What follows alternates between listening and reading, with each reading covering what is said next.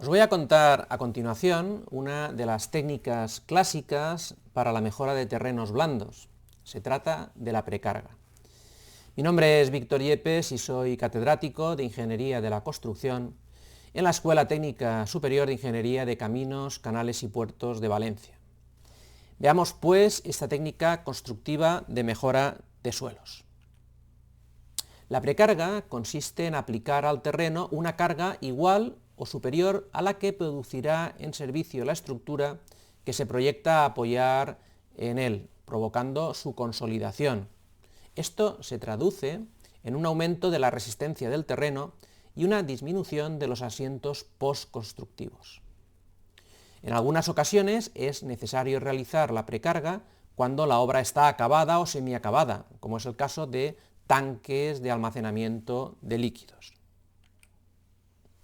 Este tratamiento es un método de mejora destinado, en principio, a suelos cohesivos blandos. Estos suelos sufren asientos importantes bajo sobrecargas pequeñas, con una evolución lenta de los asientos. Tienen una baja resistencia al corte, procesos de rotura y pueden dar problemas como el deslizamiento de terraplenes o el hundimiento de cimentaciones superficiales. La primera vez que el suelo blando se carga, se deforma de 5 a 10 veces más que si se carga después.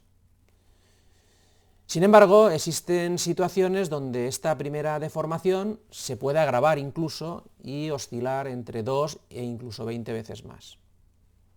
Por otra parte, hay que apuntar a que la profundidad eficaz de la precarga puede llegar a varias decenas de metros, lo cual hace que la técnica sea realmente interesante.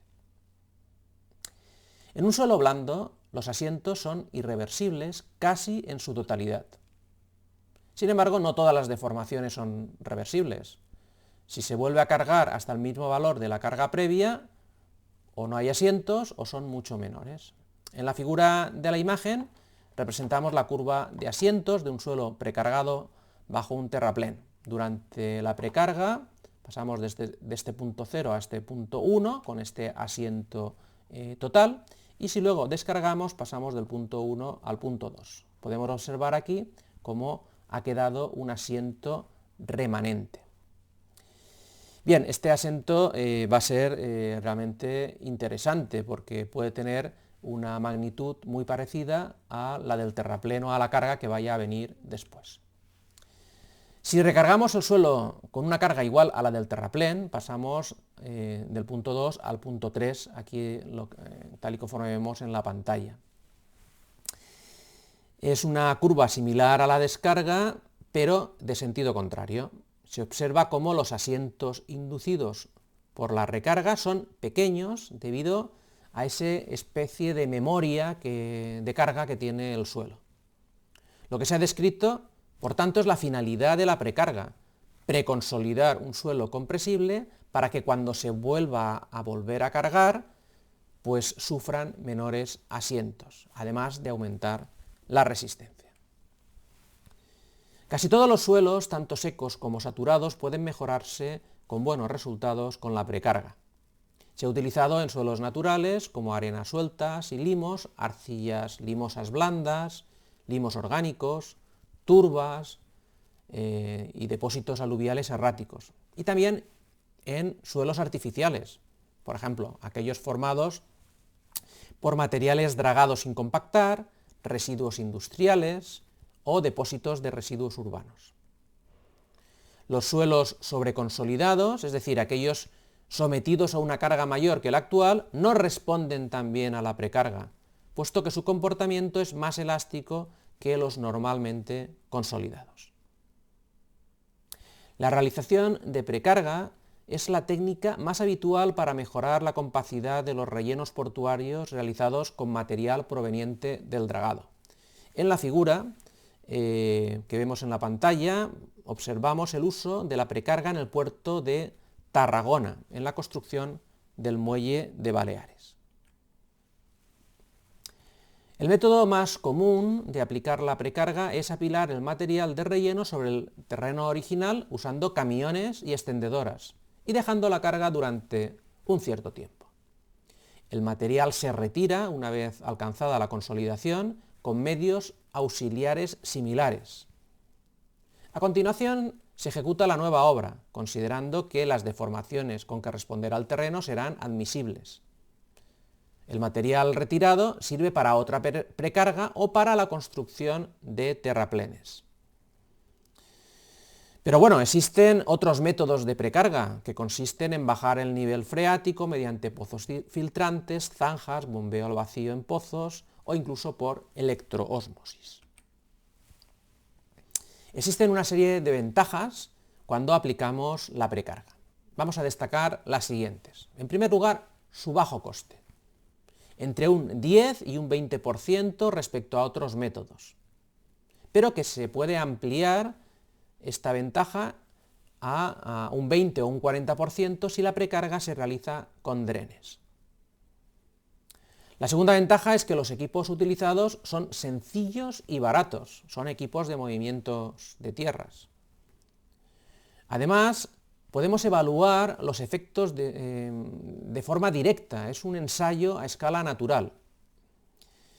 Y por último decir que en zonas sensibles a la sismicidad se reduce el riesgo a la licuación de suelos, sobre todo en suelos arenosos y finos. No obstante, también tenemos inconvenientes. Uno de los factores más limitantes de esta técnica es el tiempo necesario para la consolidación. A veces no disponemos de unos meses para que funcione la precarga. Esto puede evitarse con una buena previsión del trabajo, anticipándose a la ejecución de la precarga y teniendo en cuenta la finalización del proyecto, comienzo de las obras. Otros factores limitantes, además del tiempo, son el límite de la capacidad de soporte del suelo, el efecto sobre estructuras próximas, como asientos, empujes laterales del terreno, rozamiento negativo, y posibles costes elevados de auscultación y control. Para acelerar la consolidación y así reducir el tiempo de precarga, puede ser económico realizar tratamientos adicionales que mejoren el drenaje del terreno, reduciendo el camino del agua a zonas más permeables y modificando las direcciones de flujo. Estos métodos son, por ejemplo, inclusiones verticales por columnas de grava. Es una técnica que, además de acelerar el proceso de consolidación, supone un refuerzo del terreno, o la instalación de drenes verticales en el terreno. Los fines buscados con este método son alcanzar un grado de consolidación suficiente dentro del plazo aceptable del proyecto, modificando las variables de consolidación y tiempo. Con ello se provocan asientos de forma anticipada con asientos postconstructivos insignificantes. Aquí en la imagen vemos como, si no tenemos drenes verticales, el recorrido de drenaje es largo, y en cambio, si colocamos unos drenes verticales, como veis aquí, el recorrido del drenaje es muchísimo más corto. Ya por último, comentar que el Ministerio de Fomento establece como parámetros para fijar los objetivos de la precarga los asientos producidos durante la construcción de la obra y posteriores, así como la seguridad frente a los distintos estados límite. También fija los siguientes aspectos que deben controlarse durante su ejecución: extensión en planta y altura de la precarga, densidad aparente de los materiales de la precarga, fechas de colocación y retirada de las precargas, asientos superficiales del terreno, presiones intersticiales en el terreno y posibles agrietamientos y otros síntomas de inestabilidad en la superficie externa de las precargas. Pues bien, esto es todo lo que os quería contar. Podéis ampliar la información en mi blog personal, donde podéis encontrar algunos datos complementarios o adicionales a lo que os he contado, y simplemente os emplazo a un siguiente vídeo para que estéis al tanto de este tipo de técnicas. Os podéis suscribir al canal de YouTube para no perderos ninguno de estos vídeos. Muchas gracias por vuestra atención.